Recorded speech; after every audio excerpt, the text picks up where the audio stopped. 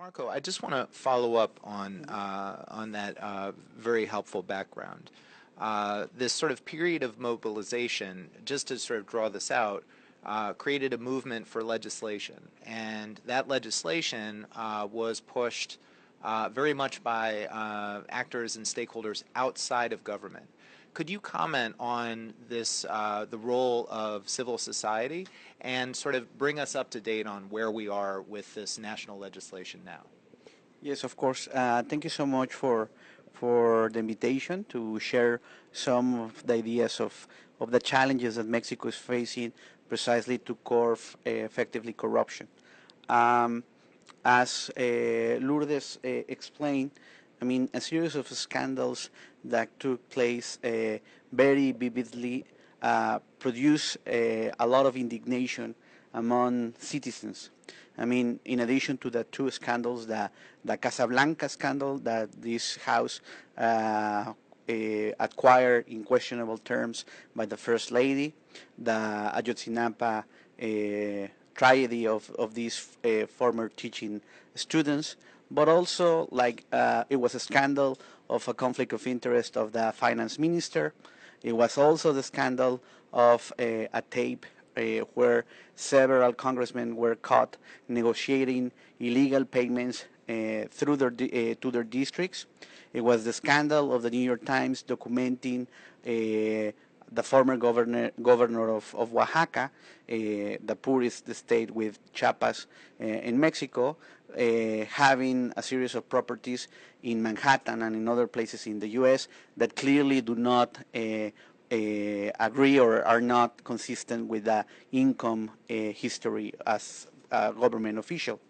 That basically reopened the door for the discussion in legal terms first of how are we going to create a series of institutions or strengthen the institutions that currently exist in Mexico to fight effectively corruption.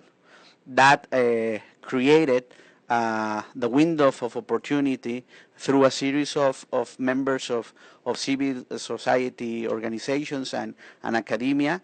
I mean, the members of La Red de Rendición de Cuentas, members of México Evalúa, el INCO, Transparencia Mexicana, like several organizations, Fundar, etc.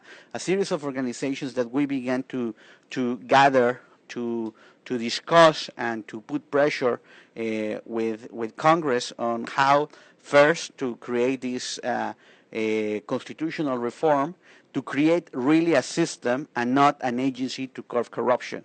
Because the diagnostic was it is like contrary to what happened in other countries such as the Hong Kong experience, for example, and there is a huge literature on the ineffectiveness of single agencies to curb corruption, the need of really creating a system in which the different institutions, such as the Auditor General Office, for example, the Inspector General, a special prosecutor to investigate corruption cases, then the need to create a special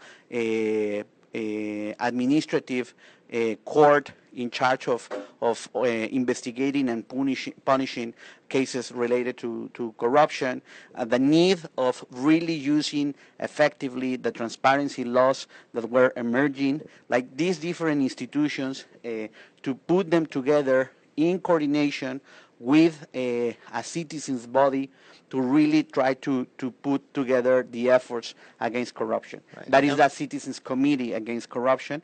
That is what took place in terms of the anti-corruption constitutional reform. In those negotiations, at the beginning, it was a back and forth between members of civil society and congressmen. There were some of them very open, very... well, let me just interrupt for 1 second. You're describing a negotiation between government officials and civil society. How did civil society even get to the table? My understanding, and correct me if I'm wrong, is that civil society actually, through this referendum process, actually proposed legislation directly rather than having legislators do this, which created a new context for negotiation. But that was in the second stage. Okay. I mean, the first stage was the constitutional reform, and Ah. the way that from my point of view that we sneak through the legislative door was precisely taking advantage of the scandals that were taking place and increasing the political cost of the inaction of the government that so far had promised that it was going to legislate on the matter, but that really had not taken seriously its promise. And it's something paradoxically, because at the same time, I mean, there was all these structural reforms that were taking place in Mexico, but not a serious discussion on how to tackle corruption. And several of the areas that have been reformed, the education sector, for example, the energy sector, are really emblematic of corruption practices. Not so long ago, I mean, in Mexico, it was an accepted practice to inherit and sell teaching posts. So, I mean, so clearly, I mean, there is the discourse of the government saying we're going to transform Mexico, have all these necessary reforms for productivity, but not really taking in consideration one of the key hills of development, the corruption that clearly in the first wave of structural reforms during the 90s undermined the capacity of these reforms to really transform in a much more deeper way Mexico, precisely because there was a lot of corruption back then. And suddenly we were having a second kind of mistake in that sense of omitting that problem, but suddenly that omission was not possible anymore because of these scandals.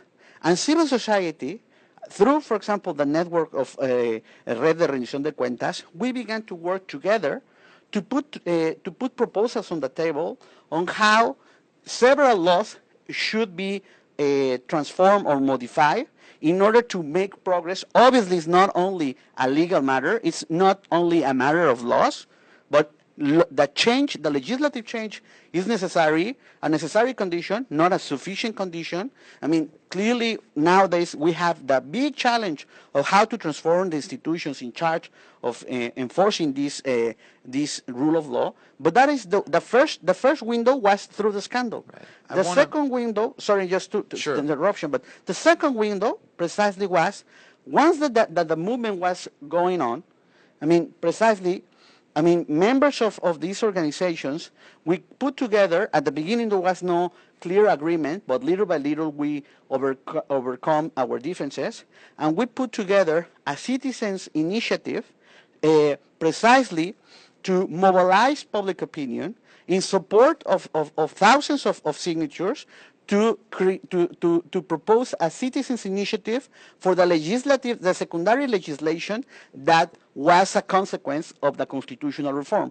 And we can talk about all this second process because here is where really there was an even much more active role of civil society and academia in the negotiations of the different legislations, the penal code, the administrative law, etc., that we began to push. I mean, we, from my point of view, achieved several changes. Unfortunately, we also witnessed firsthand the resistance of a political class to really understand the kind of crisis that the young democracy in Mexico is having, to really tackle much more effectively the problem of corruption.